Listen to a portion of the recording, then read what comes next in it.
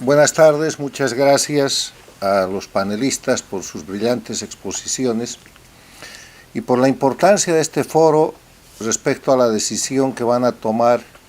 los ecuatorianos, el pueblo del Ecuador, en la elección del próximo 11 de abril. Todo esto que traigo aquí, que es casi una decena de libros, son algunos de los libros que se han escrito respecto a la dictadura que instaló Rafael Correa en el Ecuador.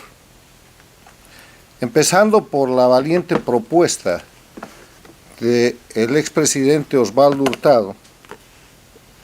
las dictaduras del siglo XXI, el caso ecuatoriano, traducida al inglés por el fondo editorial del Instituto, que es el que marca la verdadera denominación del tipo de régimen que Correa, copiando a Venezuela, con la influencia de Cuba expandida en Nicaragua y en la Bolivia de Evo Morales, instalaron y mantienen aún en algunos países. 7 estudios de caso, fallos que violan los derechos humanos en el Ecuador. Los casos en español y en inglés de jueces manipulados por el poder de Rafael Correa para violar los derechos humanos de los ecuatorianos. Casos que pudieron ser 600 o 6.000, pero que se resumieron en el tema del Poder Judicial como herramienta de censura, el Poder Judicial para reprimir la libre asociación y la protesta social, el Poder Judicial para expropiar y controlar medios de comunicación, el Poder Judicial para la persecución política, el Poder Judicial contra los movimientos indígenas, el Poder Judicial para perseguir a estudiantes. Connotados abogados ecuatorianos que presentaron ante el Congreso de los Estados Unidos estos estudios de caso, mostrando la naturaleza dictatorial y la persecución política, el exilio de los ecuatorianos, el encarcelamiento y la persecución sostenida, utilizando el poder que debería garantizar la libertad, la democracia, que es el Poder Judicial. Reflejado en otro libro, también publicado por nuestro fondo editorial y traducido al inglés, La metida de mano en la justicia. Y presentado por un caso que conmovió al Ecuador y al mundo, el caso del Universo. Y falta documentar aquí, pero está el tema referido a que hasta el caricaturista ecuatoriano de mayor prestigio fue objeto de persecución política porque las dictaduras no toleran ni el humor.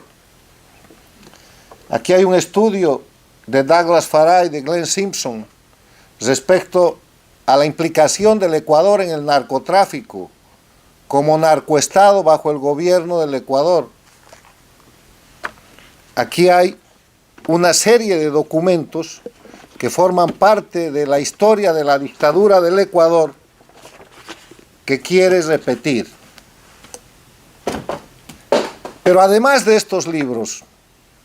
están ustedes, los ecuatorianos, la conciencia viva de un proceso de 10 años en el cual todas sus libertades y todas sus expectativas de libertad y sus derechos humanos fueron limitados. Un tiempo en el que, como se ha dicho aquí, a través de los expositores, Correa llegó a decir que el Estado era él, porque él era la cabeza de los poderes, del ejecutivo, del legislativo y el judicial. Un tiempo en el cual gente de buena voluntad que solamente defendía la libertad y la democracia tuvo que salir del país, y otra fue muerta, y otra fue secuestrada, y todo eso está documentado. Pudiera yo alargarme extensamente en esta descripción, pero solamente tiene el propósito de recordar que el Ecuador no termina de salir de una dictadura, de las dictaduras del socialismo del siglo XXI o del castrochavismo, que todavía permanecen en Cuba, en Venezuela, en Nicaragua y que acaban de recuperar Bolivia y que operan desde el gobierno de la Argentina, que precisamente hoy día acaba de decidir salir del Grupo de Lima para dar su descarado apoyo a la dictadura venezolana. En ese contexto latinoamericano y con la bendición, el milagro, la suerte, como quieran llamar, que ha tenido el Ecuador, de que el Delfín de Correa se convierta en un presidente de transición efectivo a la democracia y que Lenín Moreno sea evidentemente un presidente que ha llevado al Ecuador por cualquier motivo, pero en la política lo que se ve se anota. Lenín Moreno ha hecho un proceso de transición en el que ha devuelto libertad de prensa, en el que ha devuelto libertad en el sistema de justicia, en el que está llevando adelante un proceso electoral de cuya limpieza no se duda. Eso no es el correísmo, no es el castrochavismo, eso es un proceso de transición mucho más efectivo y eficiente que el que no hizo la hoy encarcelada expresidenta de Bolivia, Yanine Áñez. Y en ese camino, los ecuatorianos tienen la oportunidad de votar el 11 de abril para definir una presidencia no entre Arauz y Lasso,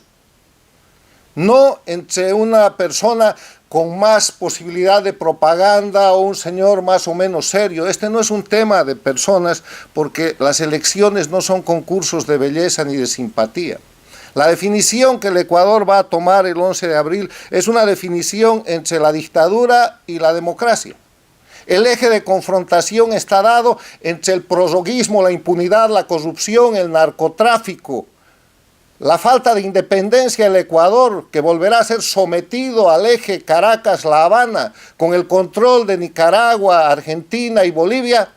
versus la libertad y la independencia a la que hoy de mayor manera disfrutan los ecuatorianos. El eje de confrontación de la elección es el eje entre la impunidad y la justicia. El eje de confrontación en las elecciones del próximo 11 de abril es que chocan la corrupción, la presión, el soborno versus la prensa libre y la posibilidad de ejercer derechos en libertad. Yo quiero terminar este comentario después de todo lo que ha sido brillantemente expuesto por cada uno de los participantes del foro desde diferentes puntos de vista, diciendo que los ecuatorianos no tienen derecho a equivocarse. Y no tienen derecho a equivocarse porque ya hay dos precedentes funestos en las Américas, de reciente factura. Hace un año y pocos meses en la Argentina, los argentinos fueron llevados a votar entre un mal gobierno, que era el gobierno de Macri, y el crimen organizado que venía con Fernández Kirchner, y votaron por el crimen organizado, y vayan a ver ustedes dónde está hoy día la Argentina. Con movilizaciones tratando de defender para que el castrochavismo no se apodere de la Argentina, porque están aplicando en la Argentina el mecanismo de control total del poder, tratando de controlar el Tribunal Federal de la Corte Suprema de Justicia para que la señora Kirchner tenga impunidad y para que ellos tengan permanencia indefinida en el poder. Y la democracia se acabó. Y el segundo ejemplo es el ejemplo de Bolivia. El dictador Evo Morales renunció en noviembre del 2019, se estableció un gobierno interino con mandato de transición y la presidenta Yanine Áñez no tuvo las condiciones, no tuvo la decisión de cesar la dictadura y de reinstalar la república, que es lo único que se puede hacer para empezar a construir democracia, porque las dictaduras, para quebrarlas, para cesar las dictaduras, hay que romperles su estructura jurídico-constitucional falsificada y hay que evitar la impunidad. Es la impunidad la que permite que vuelvan a surgir las dictaduras. Y Yanine Áñez y su gobierno no hicieron eso. Creyeron que esta era una situación en la que se podía negociar con las dictaduras, les facilitaron un sistema de fraude electoral que presentó un resultado fraudulento en las elecciones de octubre del 2020, y hoy día Yanine Áñez es presa política en ese país que creyó democrático y en el que simplemente contribuyó a reinstalar la dictadura castrochavista, donde, como lo ha dicho el presidente Osvaldo Hurtado, el gobernante Arce Catacora no es sino un títere del dictador en jefe que es Evo Morales,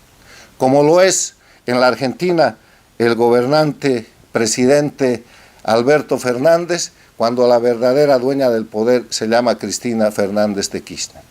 Ya tenemos los ejemplos de Argentina y de Bolivia, ¿necesitamos el de Ecuador más?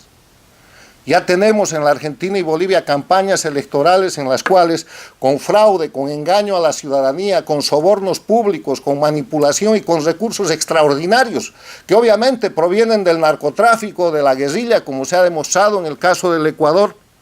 se ponen candidatos que son simples palos blancos o prestanombres de verdaderos delincuentes que están ocultos detrás de esas candidaturas, que es el caso de Kirchner detrás de Fernández en la Argentina, que es el caso de Evo Morales detrás de Arce Catacora en Bolivia, y es el caso